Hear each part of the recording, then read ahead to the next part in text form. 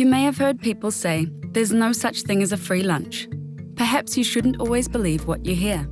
In the KiwiSaver world, government contributions, also known as member tax credits, are the equivalent of a free lunch. Let me explain. Each year, you can get extra money from the government to help you save for your retirement. That's right. You can get up to $521 a year in a government contribution towards your KiwiSaver account. So how does it work? Well, you must be contributing to your KiwiSaver account, be aged 18 or over, and not eligible for a retirement withdrawal. To get the full contribution amount, you need to put in at least $1,042 by 30th of June each year. Spread over 12 months, that's about $20 per week. For most people, government contributions will stop when they reach 65, so it's a good idea to put in what you can now to give your retirement savings an extra boost. So, how do you claim your government contribution? It's easy. You don't have to lift a finger. Your KiwiSaver scheme provider will do it all for you and put the money into your KiwiSaver account. And if you join partway through the year or don't contribute enough to qualify for the maximum payment, you still get 50 cents back for every dollar you have contributed. So it's not all or nothing. If you like the idea of free money from the government and you're with the Booster KiwiSaver scheme, you can go online right now, check your status, and find out how much you're getting. And if you have any questions, you can always call the friendly team at Booster.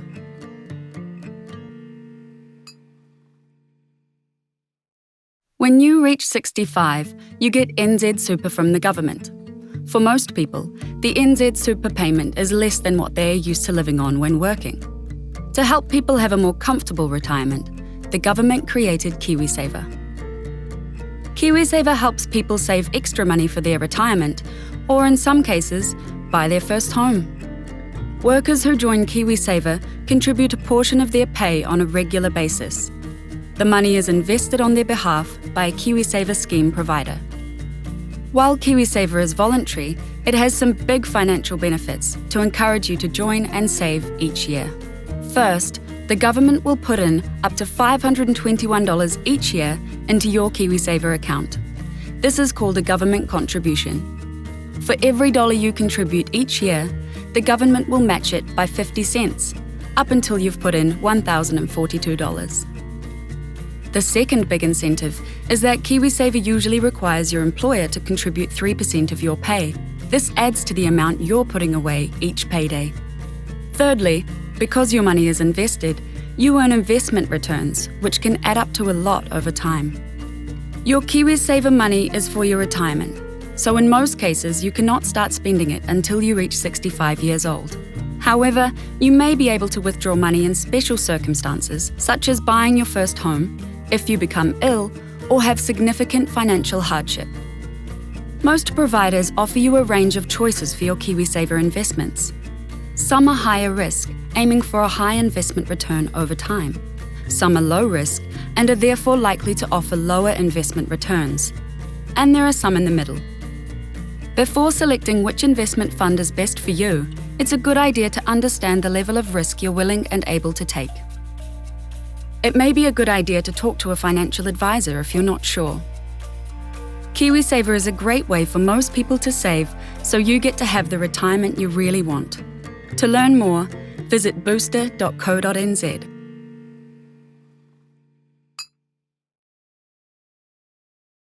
Socially responsible investing is driven by investors' personal values and aims to achieve something more than just making money.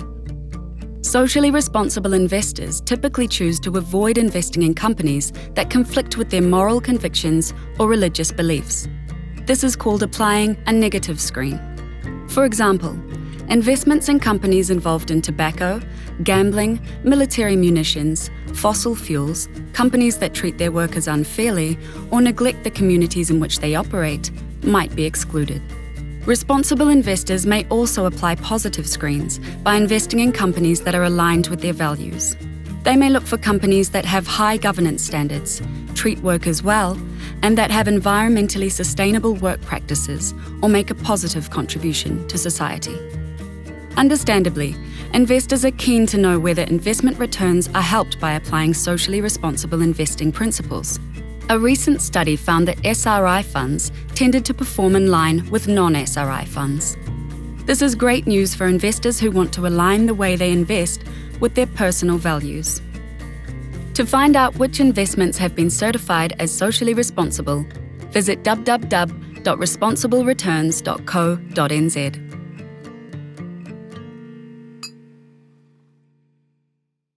KiwiSaver can be a great way to save the deposit for your first home. Meet Emma and Dan. They both earn $50,000 a year before tax and have been contributing 4% to their KiwiSaver accounts for 5 years. After 5 years, their deposit would be about $60,000. This is made up of their contributions to KiwiSaver, their employer's contributions, annual government contributions, investment returns, and a Home Start grant. Housing New Zealand provide this grant.